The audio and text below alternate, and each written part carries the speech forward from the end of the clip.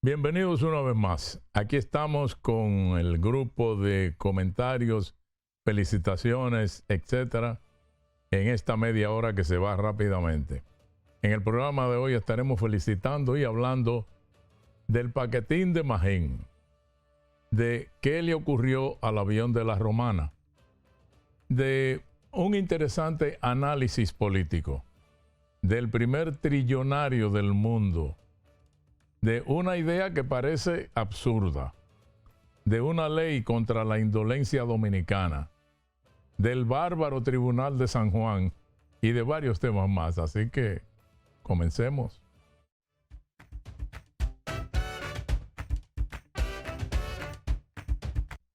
Bueno, en el gobierno lo llamaron el plan anticrisis, qué sé yo, pero nosotros lo bautizamos como el paquetín de Magín en el programa de la semana pasada al final. Ya se sabe lo que es, un grupo de medidas impositivas, ya aprobadas al vapor. Eso fue cocinado con todo el gas. Pero Magín se ocupó muy bien de ponerle algunas, digamos, válvulas de escape o paños tibios para que mostrara un equilibrio entre nuevas cargas y alivio en otras, ¿no? O sea, por un lado te doy y por el otro te paso la mano, ¿no? El paquetín comenzó detallando las llamadas medidas de protección, claro, que son los programas sociales, reducción al impuesto de sucesión, la eliminación del anticipo, solo las microempresas, porque ojo, las llamadas empresas pequeñas deberán pagarlo cada 4 meses todo junto, no es que se le va a quitar. Como hemos visto y oído, muchas son las opiniones, muchos son los análisis, elogios por lo bien estructurado del paquetín, de todo ha habido. Pero hay quienes entienden que aumentar el impuesto sobre las rentas en un 3%, o sea, del 27 al 30%, a las empresas grandes y a las personas que tengan sueldos superiores a 400,000 pesos mensuales, eso va a tener un impacto negativo en la economía porque no incentiva nuevas inversiones. Y que la mayoría lo que va a hacer es traspasar esos costos al consumidor final. Esa es una opinión. Otra de las críticas va al aumento del 0.15 a 0.20% en el impuesto a la transferencia, ya sea cheques o transferencias electrónicas de la banca o vía la banca, ¿no? Porque se entiende que eso va a disminuir el pago formal y va a incrementar las transacciones en efectivo. En un momento en que más de 65%, creo que un 68% de las transacciones bancarias se hacen ya vía transferencias electrónicas. Y yo quiero saber cómo van a estar las empresas remesadoras. Deben estar al gritos. Esas que tienen que transferir cantidad de dinero diariamente a las sucursales que tienen en todos los pueblos para pagar la remesa, a pagar el 0.20. Bueno, también escuché crítica al impuesto adicional a los boletos aéreos de $10, en un momento en que la situación de carestía de los combustibles aumenta los pasajes. Y hay hasta líneas aéreas que anunciaron que van a parar vuelos a República Dominicana a partir de julio, creo que del 8 de julio. Otros tampoco creen eso de la ampliación de la indexación salarial por inflación.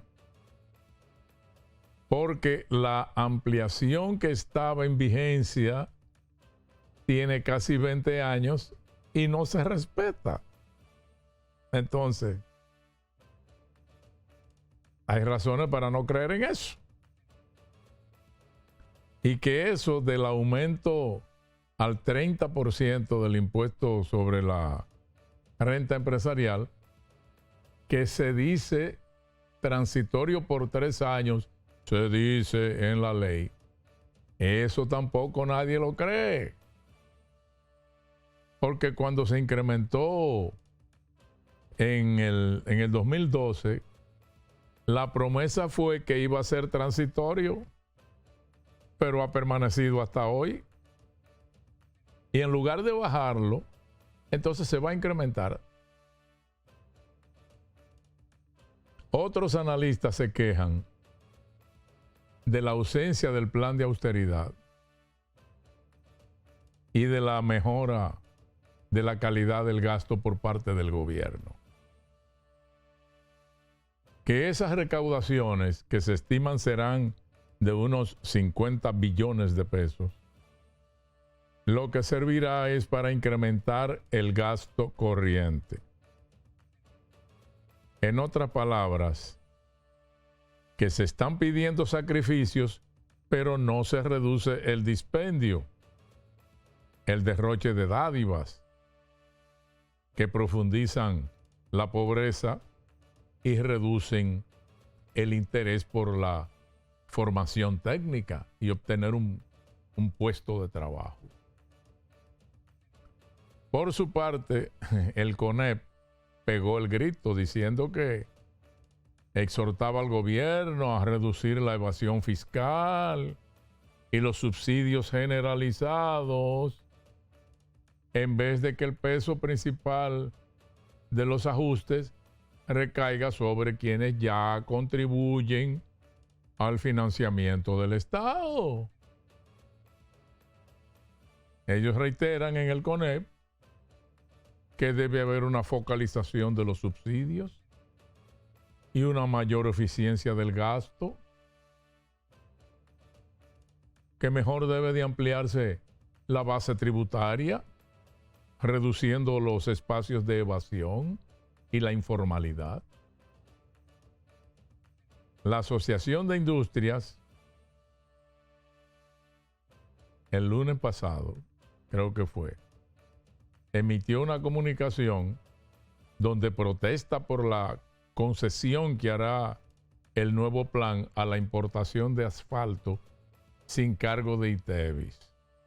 Bueno, por su parte, he estado recogiendo de aquí y de allí, como ustedes ven, estoy poniendo opiniones de un lado y del otro.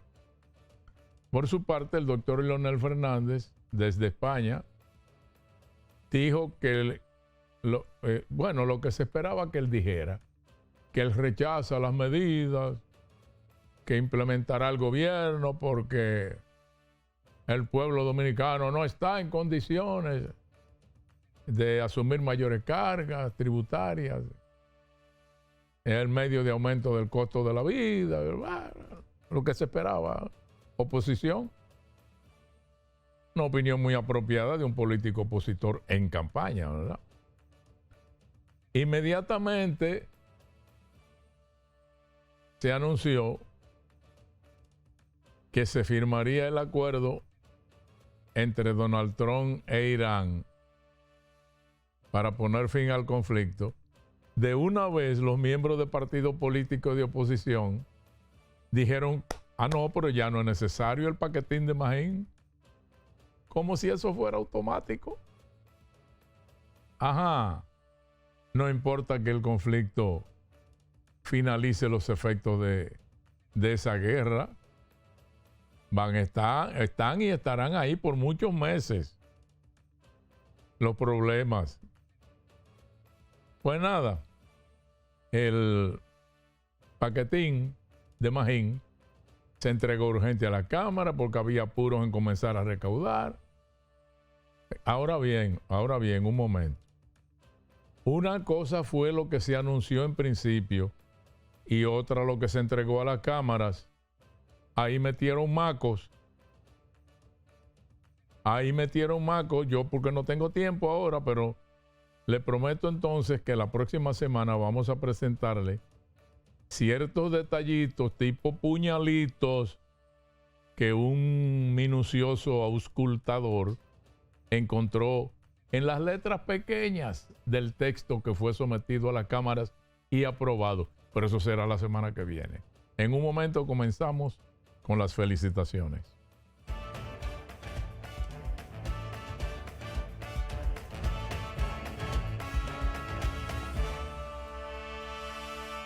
Hay algo que se ve HD. Que entre paciente y paciente hay tiempo para entrar al banco. Tu vida se ve HD cuando, sabiendo cómo es tu día, hacemos que tus pagos, desembolsos y solicitudes sean más simples. Vive la mejor experiencia digital desde la app hasta la Z. El futuro que quieres se ve mucho mejor cuando... Tengan buen día. Ay, disculpa. Un nuevo diseño. Buen día, hermano. ¡Hey, buen día! Buen día. Que tenga buen día. No va buen día. Y este día ni nada Ay, no. Día difícil, ¿eh? y buen día. El día está bueno, va buen día.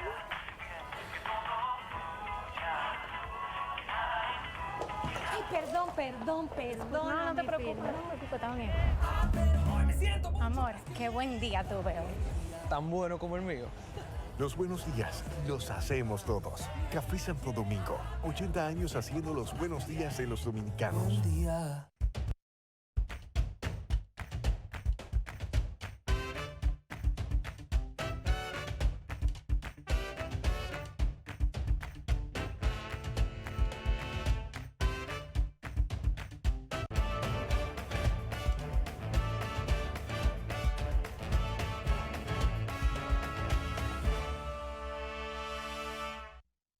Miren, como ocurrió cuando se estrelló el avión de Elidosa en el aeropuerto de las Américas, y como ocurre cuantas veces algo similar ocurre con el accidente del jet privado que hace un par de semanas, creo, fracasó en su intento de aterrizar en La Romana, de inmediato aparecieron en la prensa y en las redes expertos al vapor, ofreciendo versiones especulativas, pero sin sustentación, sin sustentarlos en los resultados de una investigación ni nada.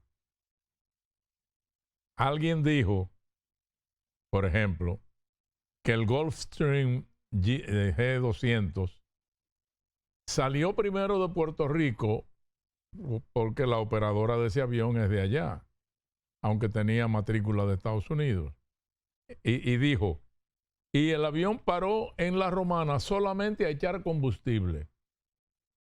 Pero por Dios, es ilógico pensar que si un avión sale de Puerto Rico para hacer una escala en Santo Domingo a dejar unos pasajeros y seguir vuelo hacia Texas, va a venir a La Romana a cargar combustible. No, el avión vino lleno de combustible y de La Romana partió camino a Texas. Y el resto ya se sabe, que a unas 16 millas náuticas reportó una emergencia, falla de un motor y pidió retorno. Los registros de la ruta del avión enseñan que dio muchísimas vueltas antes de intentar aterrizar de nuevo en La Romana. Porque sencillamente, señores, para poder hacer un aterrizaje de emergencia, hay que deshacerse de la mayor cantidad posible de combustible. Yo consulté a un especialista en accidentes aéreos y según su análisis, al parecer el avión perdió el sistema hidráulico porque el aterrizaje tuvo que hacerlo en la grama porque no bajaba el tren de aterrizaje completo, o sea, solo bajó la rueda delantera. En ese tipo de aeronave, como en muchas otras, el sistema hidráulico depende de uno de los motores. Entonces, al haber fallado un motor, según declaró el piloto en la emergencia inicial, luego de quemar el combustible, dando vueltas, inició su aproximación en el área de grama paralela en la pista. Y luego le cabeceó a la izquierda. Después de eso se salió de la pista y empezó a capotear. Capotear, eso significa brincar en el lenguaje aeronáutico. ¿Por qué? Por lo irregular del terreno. Y al parecer encontró una roca, una piedra mal puesta, y ahí estalló y se incendió. Y ya no hay que especular nada más. Esperar a que la investigación de las cajas negras diga lo que falló y por qué. ¿Qué es lo que deberíamos de hacer siempre en casos similares en vez de estar opinando, inventando? Ok.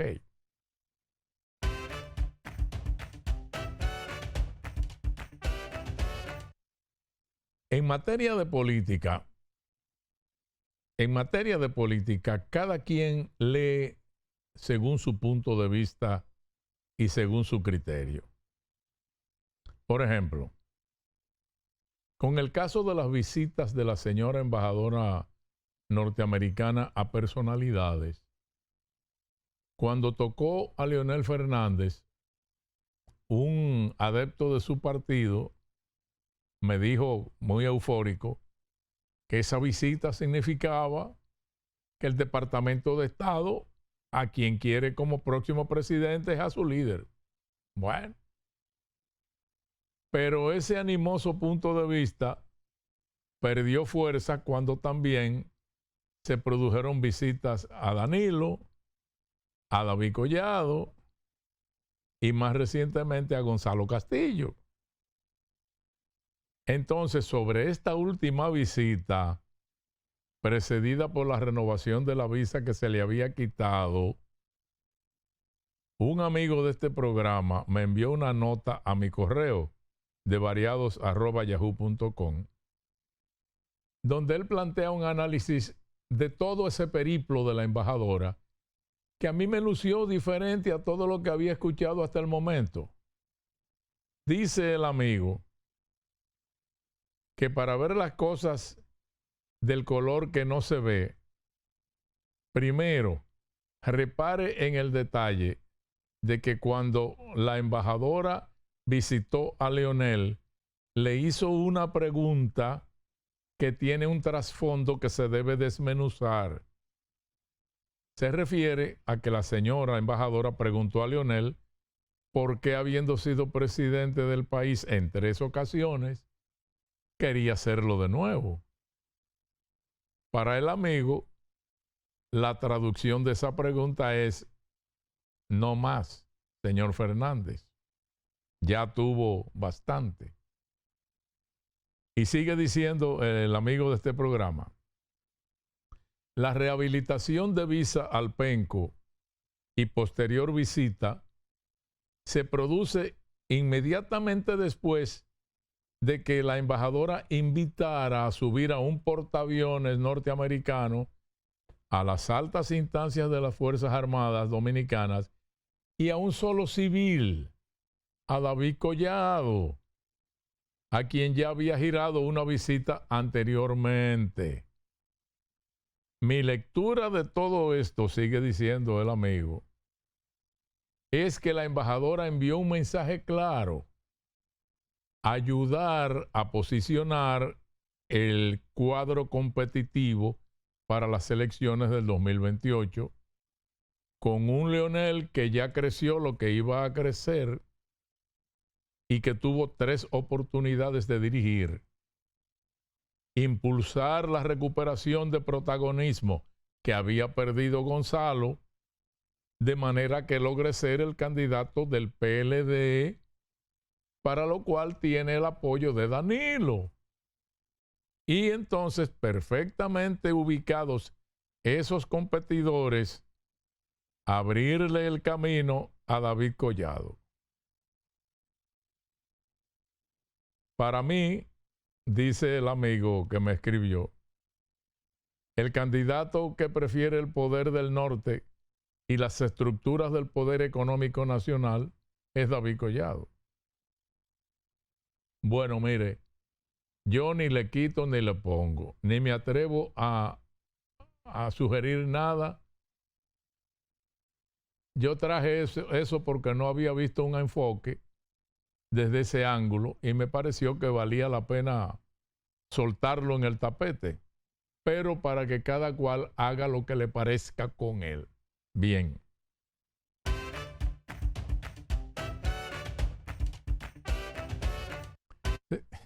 Señores, el señor Elon Musk se ha convertido en el primer trillonario del mundo, luego de que su empresa SpaceX entrara en la bolsa de valores. Ese caballerito se ha convertido en la persona que tiene más dinero que el 46% de toda la población mundial. ¿Usted sabe lo grande que es? Según Forbes había analizado, a pesar de la reciente caída de $50,000 millones en las acciones de Tesla, la salida a bolsa aún le permitiría superar el $1 billón gracias a su participación del 42% en SpaceX. Y ya lo logró, porque desde que SpaceX abrió la ventana de vender acciones, la demanda ha sido extraordinaria y a un precio magnífico. También el International Business Times confirmó que el patrimonio neto de este pobre hombre ya había superado los $800,000 millones antes de la salida a bolsa y que estaba en camino de superar el $1 billón una vez que se fijara el precio de la oferta. ¿Qué compone esa fortuna de $1 billón de este hombre? SpaceX es ahora el motor dominante, con una valoración de alrededor de $1.7 billones en su salida a la bolsa, ¿no? Y el ciudadano Musk posee aproximadamente el 42% de la empresa, casi nada. El valor por sí solo de eso supera los $850,000 millones. Si se le suma Tesla, valorada entre 1.2 y 1.5 billones dependiendo del día, y sus otras participaciones en otras empresas, la fortuna total del amiguito supera los $1.1 billones. Entonces, señoras y señores, la fortuna de Musk supera la de 3.800 millones de personas juntas. Es más, si él quisiera gastar $1 millón diario en lo que sea, comiendo, bebiendo, lo que sea, puede durar 2.700 años gastándolos. Pero esto no es solo un hito financiero, esto es también geopolítico. O sea, un solo individuo ahora ostenta más poder económico que la mayoría de las naciones. Sus empresas se encuentran en la intersección de la inteligencia artificial, la defensa, el espacio, el transporte y las comunicaciones. ¡Ey! Esta concentración de riqueza y de influencia es precisamente la razón por la que organizaciones como Oxfam están alertando sobre la desigualdad global y el poder político. Mire, honestamente le digo, yo no lo envidio. Para mí es un pobre hombre.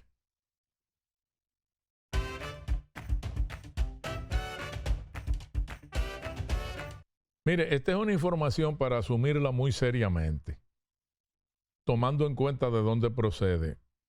Procede de la voz autorizada que la protagoniza. Hace unos días, el ingeniero Julio Suero Marrancini, que es sin lugar a dudas la máxima autoridad en República Dominicana en el asunto de agua potable y saneamiento, por la vasta experiencia que tiene y la capacidad. Además, porque ha sido director de INAPA, de la CAS, y ha participado en el diseño y la construcción de cientos de acueductos en el país. El ingeniero Suero, repito, durante una entrevista ratificó que en el Gran Santo Domingo, en promedio, entran todos los días un promedio de 20 metros cúbicos por segundo de agua, de los cuales se pierde el 70%, o sea, 14 metros cúbicos por segundo. 70% de pérdida del agua. Pero eso ya de por sí es algo terrible. Pues bien, el ingeniero Suero Marrancini en esta entrevista fijó públicamente su posición con relación a la que podría ser una locura, una irracionalidad de la CAS, de extraer 5 metros cúbicos por segundo del embalse de la presa de Atillo para incorporarlo al acueducto del Gran Santo Domingo. Un asunto que tendrá un costo superior a los 750 millones de dólares, con el apoyo financiero del BID y de la Corporación Andina de Fomento.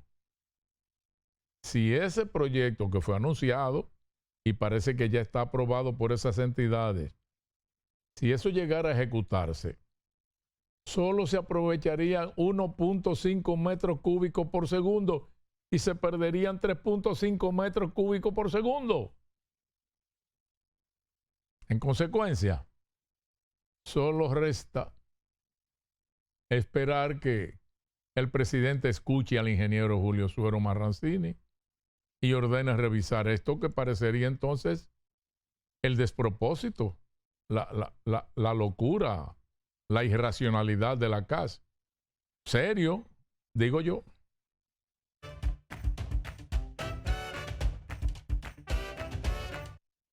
Señores, nuestro país no puede pretender seguir resolviendo con castigos fallos que deben ser resueltos con la educación.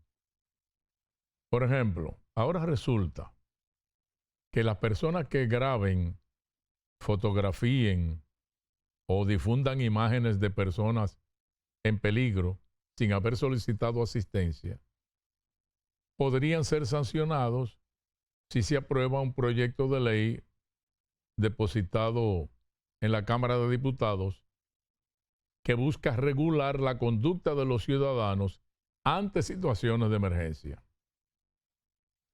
Es cierto que hemos visto víctimas desangrándose mientras desaprensivos e indolentes los graban con un celular, con un afán enfermizo de difundir el video por las redes. Ha sido un proyecto sometido por la diputada Elidayalis Soto, que establece como conducta prohibida darle prioridad a la captación de contenido audiovisual sobre la asistencia a una víctima y contempla sanciones para quienes graben a personas en riesgo sin antes alertar a los servicios de emergencia. Esto es algo que no debería meritar una ley sancionadora. Es un asunto de conciencia. Es un asunto de educación. Y debería darnos vergüenza que esto esté ocurriendo en nuestro país, todo por un afán de protagonismo, poniéndolo por encima del humanismo. Si se aprueba esa ley, ¿va a resolver el problema? ¿O deberíamos pensar en que la base real de todo es nuestra deficiencia educativa? En un momento volvemos, nos falta algo.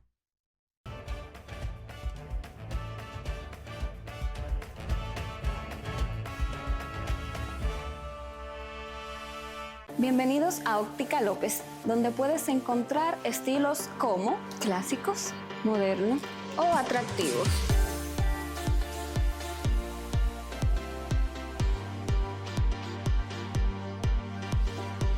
Visítanos en Óptica López, donde puedes encontrar el estilo que va contigo.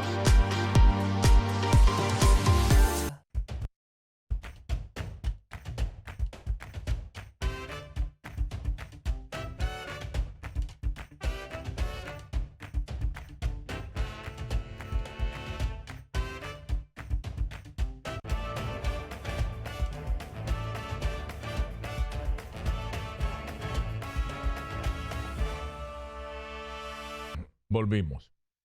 Por último hoy, señores, hay que felicitar al Tribunal de Primera Instancia de San Juan de la Maguana por la maravillosa medida de coerción que impuso a un barbarazo que intentó violar a una adolescente de 14 años.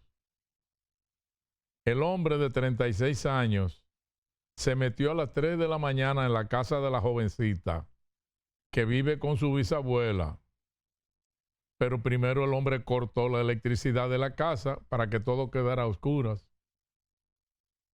Sometió a la niña por la fuerza tapándole la boca. Entonces la bisabuela, que logró levantarse por el ruido, fue obligada a entregar 10,000 pesos que tenía guardado al violador. A pesar de todas estas agravantes, señores, el tribunal lo que le impuso al barbarazo fue, agárrese, una medida de coerción consistente en una garantía económica de 5,000 pesos a un tipo que ni siquiera reside en el lugar y que aparte de eso ni siquiera tiene cédula de identidad, lo que agrava el peligro de fuga, obviamente. Ese caballero llamado Ernesto Moreta acosaba a esa muchachita hasta que terminó penetrando en su residencia en la madrugada. Imagínese usted lo que sería capaz de hacer este hombre con esa estúpida coerción de 5,000 pesos a una muchacha que apenas vive con su anciana abuela, bisabuela es. Digo, a veces la justicia comete injusticias que incentivan el crimen. Usted no lo ve. Señores, muchas gracias y hasta la próxima.